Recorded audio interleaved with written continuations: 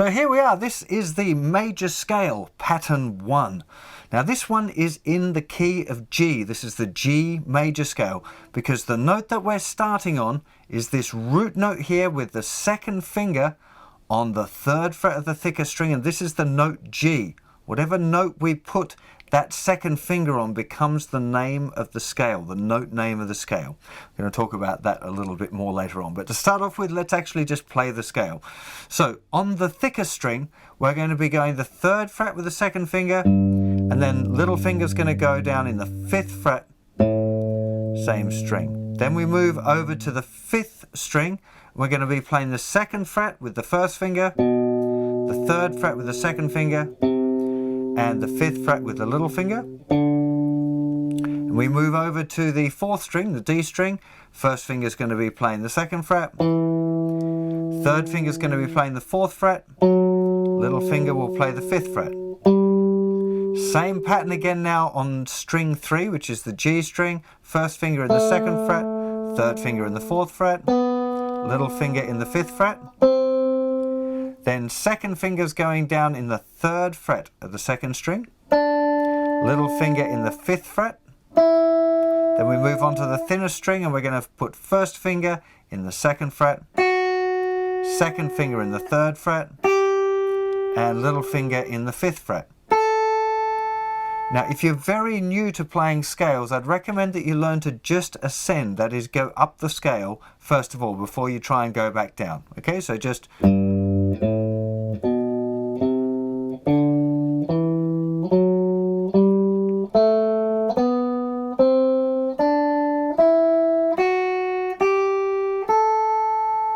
a couple of little hints here for you as well. The first one, the pattern of notes at the beginning, 2nd finger, 4th finger, 1st finger, 2nd finger, 4th finger, okay?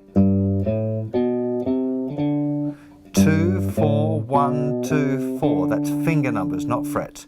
2, 4, 1, 2, 4. It's the first 2 strings, the thickest 2 strings. Then in the middle, we've got 1, 3, 4, 1, 3, 4. Okay? Simple to remember because it's the same fingering on the 2 middle strings. And it's using the 3rd finger, which we didn't use on those thickest 2 strings. And then the thinnest 2 strings, it's exactly the same pattern there. 2nd finger, 4th finger, 1st finger, 2nd finger, 4th finger. So here and here, it's exactly the same finger patterns.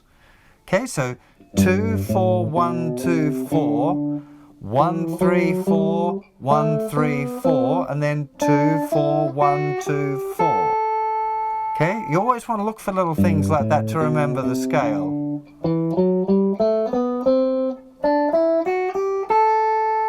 What you're really going for here is to play it nice and evenly if you can.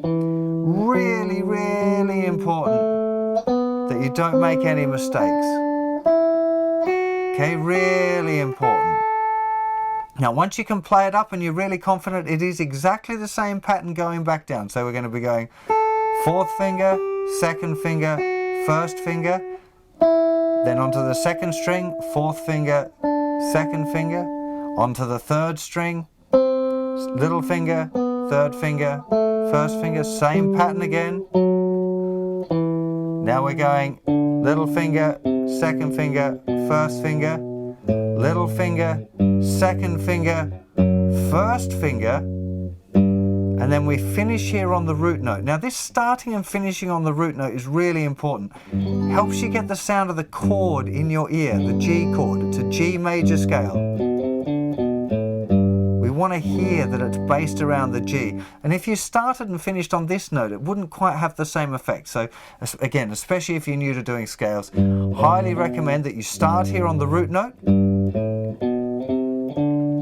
You play all of the way up the scale.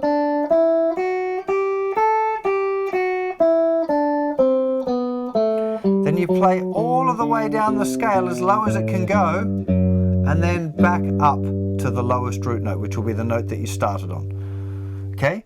The other advantage of this system is that it cycles rhythmically. When you're playing 16th notes, that's 4 notes per click, you'll play the whole scale up and down over 2 bars. So 1 E and 2 E and 3 E and 4 E and 1 E and 2 E and 3 E and 4 E and 1, and then you're back again.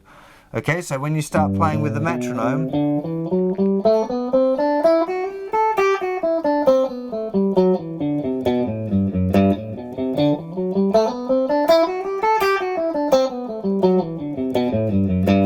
okay, I just accented then every 4th note, but you can hear we start and finish on that particular note. Okay, that's a really, really big deal. Now, there's nothing particularly technically difficult about this scale shape, just making sure that you keep your fingers nicely lined up with the frets. You really don't want to be doing this sort of thing, which I see a lot of beginners they're scared of stretching their fingers out, you know, so they'll play the first finger, second finger, and then kind of move their hand to get the little finger. But you really want to try and get your fingers nice and parallel to the frets. You see they don't move much. If you see that you're doing this as well, where your fingers are moving around a lot, I've got an exercise on the website in the technique area called flying fingers. You might want to check that out. That's really important. Now, this root note thing is really, really a big deal. So this is a G major scale, because that's the note G. But if we move that note somewhere else to, say, here to the 6th fret, and we play the same scale shape, this is now a B flat major scale, because this note here is the note B flat.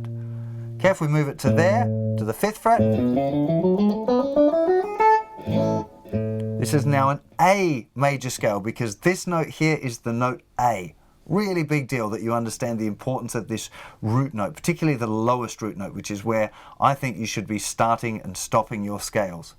Now, also important is that you see the chord shape that it's built around. Now, this particular scale, this scale pattern, is built around this E-shape bar chord. So this is a G chord, but it's built around what looks like an E shape. Okay, if you go back to your regular open E chord, that would be E, F, F sharp, G. And you can see that's a G major chord. That's a G major scale. And a really, really good exercise when you're practicing is to play the chord, then play the scale,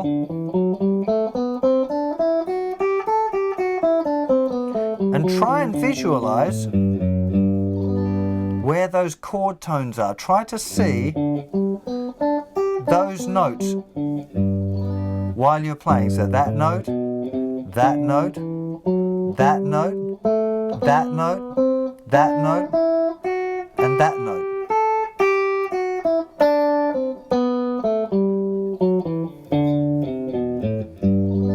Okay, it's really important that you develop a relationship between that chord and that scale.